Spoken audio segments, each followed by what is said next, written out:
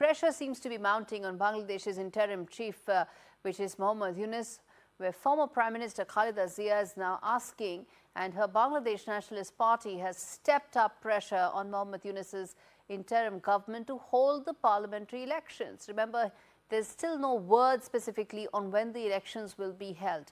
But Khaleda is saying they should be held latest by July or August this year. The Yunus government, installed in August last year, primarily to hold the parliamentary election, has yet to commit to a deadline to hold these elections, stating that the country's democratic institutions must be reformed before polls can actually be held.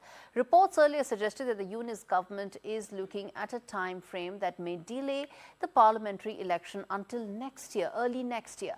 Meanwhile, the Yunus government continues to target ousted Prime Minister Sheikh Hasina and her family, and continues to demand that India extradite her, and pressuring, of course, and the pressure that finally led to Tulip Siddiqui resigning in the UK as well. The Bangladesh Supreme Court, meanwhile, has acquitted former Prime Minister and chairperson of BNP Khaleda Zia in a corruption case, overturning the High Court's earlier 10-year prison sentence. So this gives you what really is happening in Bangladesh right now, the political landscape, how it's unfolding in Bangladesh. And that's the key question that we are putting out to my panelists today. And the questions that I'm going to put is about how can elections and when should elections actually happen? The first question is that pressure mounts on Yunus. Will he relent? Remember, he's an unelected interim leader. How long will he stay before he actually ensures that elections take place? That's the first question. The second key question is, will interim government allow all parties to contest? Remember, the one big thing that everybody is saying is that Awami League may not be allowed at all. And will that then be another sham election that Bangladesh will hold? That's the second key question. The third important part we are asking is, who could be Bangladesh's next leader? Who could really emerge out of the turmoil that Bangladesh is actually facing right now? Will it be somebody from the BNP? Will it be somebody from the Jamaat? Who knows? Or will it be Muhammad Yunus also staying on in some other role? And the last question that we are asking is that, will Yunus actually hold free and fair elections? That's the big question. Elections can happen, but what is the sanctity of that entire electoral process? Let's put that questions to the panelists joining me. Manju Seth joins me, and we also have Ali Ahmed Mabrur, who's a senior journalist, joining me from Bangladesh. Thank you so much, both of you, for taking out the time. And let me start with you, Ali, as things stand right now, the clamor to hold an election is only growing. And it was earlier only pockets and people in Bangladesh, but now it's the largest opposition party, the BNP, also saying that hold the elections in the summer of 2025. How long do you think Mr. Muhammad Yunus will delay this before he finally decides that elections must happen? Okay. First of all, thank you so much, NDTV, and all your audiences and the honorable guest. Let me clarify first that BNP, Bangladesh Nationalist Party, actually is looking for early election. And according to them, a political government, if a political government is elected, then Bangladesh will face more stability and peace. And they think that a political government can control the situation even better than the incumbent interim government. But the fact is, apart from BNP, there are some other stakeholders who are holding different views. Let me clarify first that, as you know, that Yunus-led government has formed several commissions seeking necessary reforms in the election procedures and other structures to facilitate a free, fair, and credible election. So one of the commissions are working with local government structural reforms, and the chairman of this commission, Professor Mr. Tofal, he actually, day before yesterday, he recommended for holding local government election first, even before the national election. This is one point. Another one is the university students who have actually taken part in the last movement. They are calling for a university level election like DAKSU, Dhaka University Central Student Union election. And another stakeholders are the victims of the July mass killing, who are claiming that election should not be held before prosecuting or trying the offenders or perpetrators of the July mass killing. So there are various opinions about the early elections or the when that election will take place. Okay, so there can be different opinions about it, but the fact is that Yeah. Bangladesh was a successful democratic country as far as Islamic nations are Yeah. concerned. And Manju Seth, let me ask you this, that is now a reputation that is badly tarnished since last year. How soon do you see the return to elections? Because now there's clamor growing from within Bangladesh's main political outfits. Manju Seth. Actually, this. I think as Mr. Ali mentioned, there are different stakeholders, there are different people asking for different, different views. But the fact is that this was meant to be an interim government. I think we should not forget that, irrespective of, and its mandate was to hold elections.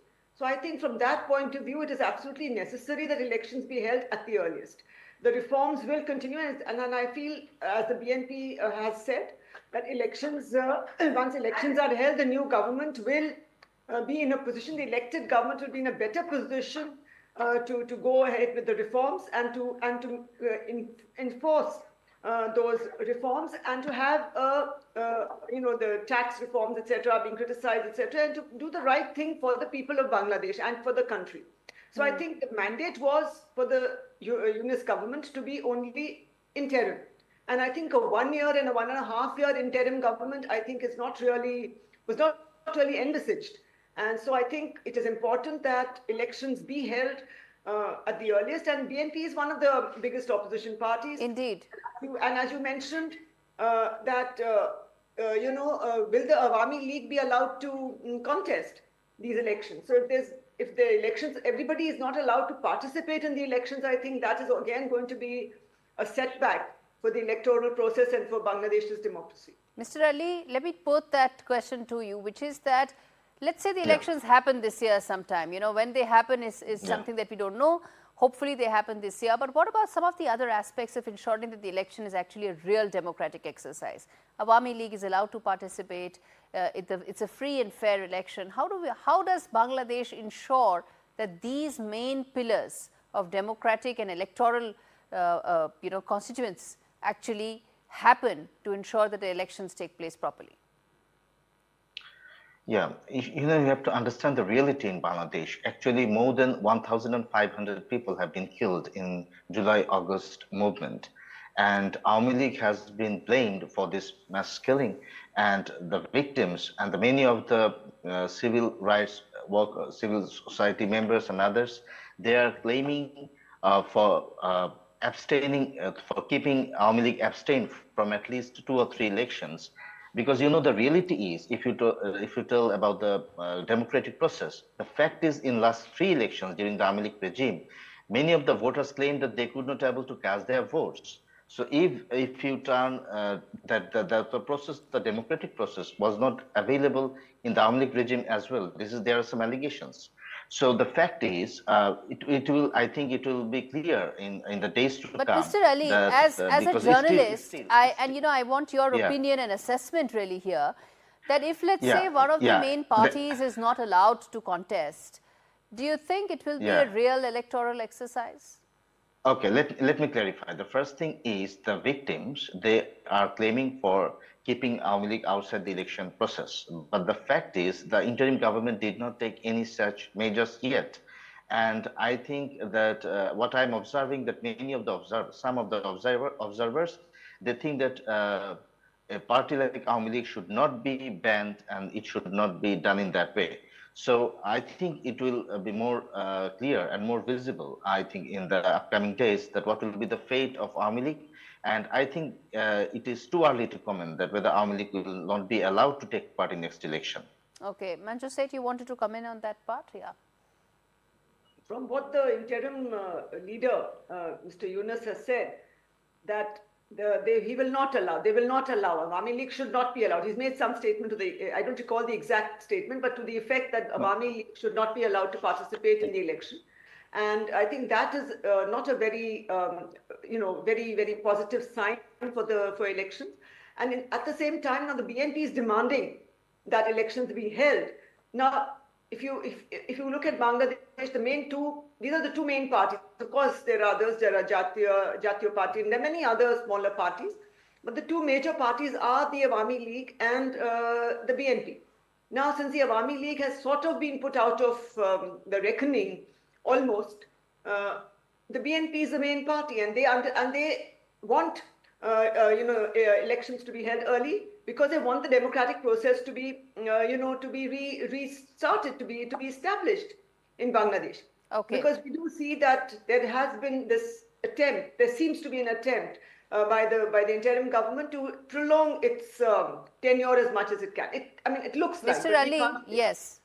Mr. Ali, I want to ask you the final question, which is that in the wake of how things are looking right now, do you think, with BNP, will it be Khaleda Zia leading the party, or will it be someone else? I'm asking because of the fact that she's also not got age on her side right now. Yeah. First of all, let me add one point to my previous guest. That is, whatever Mr. Yunus have said, we didn't get any official statement from the interim government about keeping Ahmed League outside the election process so far. Number one. Number two is the mainstream political party, including BNP, they haven't said anything about banning Awami League or keeping Awami League outside the election process. Even they don't believe in this kind of initiatives or actions. I have just told you the demand about the victims of the July-August revolution, number one.